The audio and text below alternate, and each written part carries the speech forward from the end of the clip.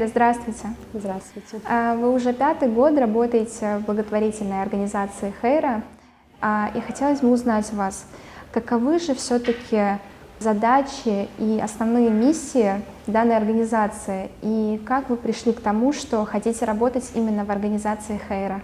Да, я уже 5-й год работаю в Хейре. Мы хоть и не можем изменить весь мир, но мир одного конкретного человека мы все-таки можем изменить. Мы работаем для того, чтобы улучшить качество жизни человека, развить общество. Вообще, когда я пришла в организацию на работу, я сомневалась, мое ли это, справлюсь ли я с этим. Но когда уже влилась в работу, в коллектив, поняла, что я могу не только с цифрами, с отчетами работать, но могу как-то повлиять на людей, приносить пользу людям. И также наряду с хорошим коллективом я поняла, что это мое, где я хочу работать, то место. А вот за время вашей работы какие события или же какие ваши поступки для вас считаются наиболее значимыми? Те моменты, которыми вы гордитесь? У нас четко выстроенная система. По сути, мы работаем как мировые организации с налаженной организационной структурой, которая работает как часы. У нас есть оргсхема, где расписаны четко все функции каждого работника. Есть коммуникационные линии, где информация передается по коммуникационным линиям. И в настоящее время мы внедряем систему кайдзен, где каждая ручка, ноутбук, стул имеет свое место. А вот какой случай из вашей практики является самым запоминающимся? Запоминающая история — это, наверное, связанная с Турцией, когда произошла трагедия в Турции, землетрясение было. Тогда это было в 22 году, 9 февраля, кажется, да, Минкайл объявил сбор на одежду для пожертвований. Было много пожертвований, нескончаемые пожертвования в виде одежды, обуви, всякие одеяла, палатки, финансовые пожертвования были. Тогда много людей сплотились из разных регионов, из соседних регионов тоже была поддержка. А вот вы как непосредственно участвовали? Вы помогали в плане одежды? Все сотрудники, независимо от должности, были заняты определенным делом, расфасовкой. Я непосредственно принимала пожертвования в виде финансовые пожертвования. Также перечислялись деньги в Турцию в этом плане, принимались участие. Хайд, можете чуть подробнее рассказать про благотворительные акции, про подготовку к ним? Диан, у нас каждую неделю проходит эта акция. В рамках этой акции 4 семьям каждую неделю мы выдаем чистую новую одежду и продуктовые наборы. И еще наши партнеры тут, я вижу игрушки Муслим какие-то, да? Тойс, да, это наши партнеры, они пожертвовали нам игрушки, это для детей, которые читают Коран. Я сейчас включу. Так, секунду. Вот. Машалла. Это для детей. Машалла.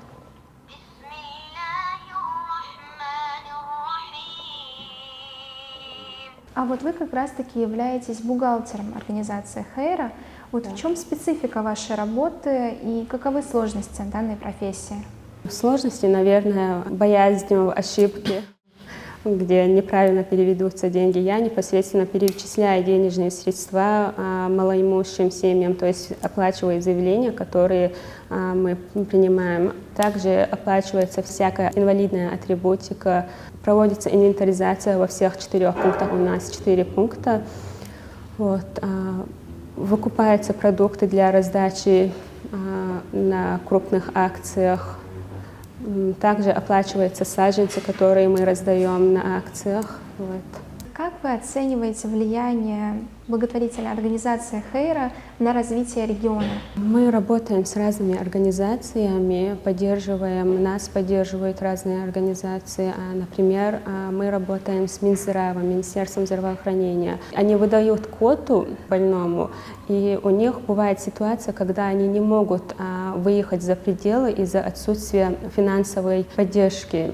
То есть у них не хватает средств на сопутствующие. В этом случае мы выделяем им сопутствующие расходы, финансовую поддержку делаем. Еще мы работаем по направлению экологии с озеленением республики, региона. Хайд, вот В чем, по вашему мнению, заключается уникальность проекта Хейра и каким образом организация помогает жителям нашей Чеченской Республики?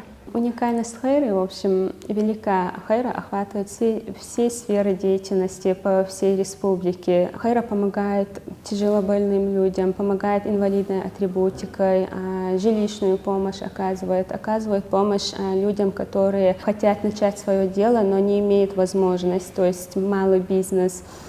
Также сажают деревья, саженцы. Есть запоминающаяся история. В одном из поселков Грозного жила семья, очень малоимущая, жила в щитовом домике.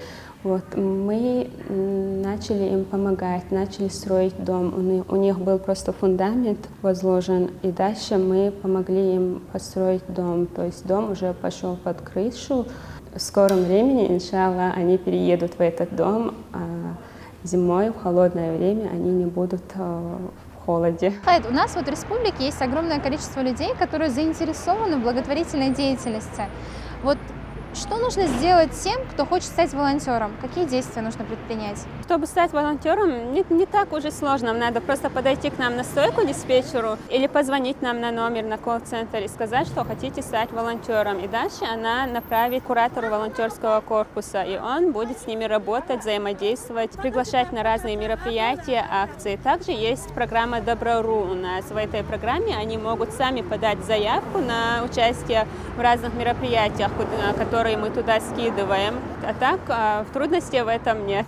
А вот касаемо подготовки волонтеров, как она проходит? Не сложно ли в этом участвовать или же? Нет, не сложно. В момент мероприятия их ознакомливают, проводят подготовку, объясняют, что да как нужно сделать, например, в акциях, какую именно работу надо сделать, как провести и тому подобное. Также хотелось бы поговорить с вами о планах вашей организации, о том, какие проекты планирует реализовать организация в будущем.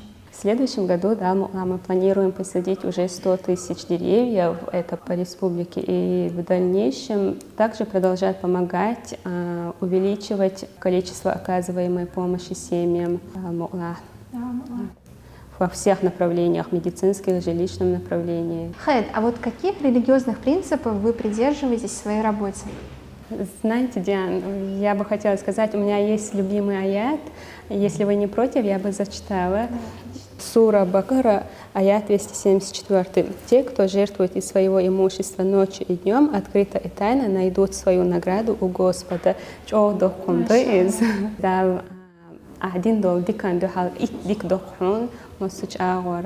Понимаете, насколько это важно, даже в Коране говорится про это, насколько это важно, насколько это великое дело. Еще я хотела бы добавить, что у нас есть программа «Хейр Бисмиллах» для пожертвований. Там мы закидываем все сборы, все пожертвования, принимаются по этому приложению или на юридический счет. Там все безопасно, надежно и прозрачно. Хайд, вот завершая наш с вами диалог, я хотела бы задать вам такой вопрос. Какие советы вы могли бы дать тем, кто хочет попробовать себя в благотворительной деятельности? Совет, наверное, самый простой. Просто действовать, сделать первый шаг. Хейра тоже начала с самого малого. Определенное количество людей просто собирали одежду у родственников и раздавали малоимущим семьям. Просто действовать, начать с самого малого, и дальше само все пойдет. Хайда, спасибо вам большое за столь интересный диалог. Спасибо за участие в нашей передаче. Вам тоже спасибо. Да, это вы. Амин, Масири, да.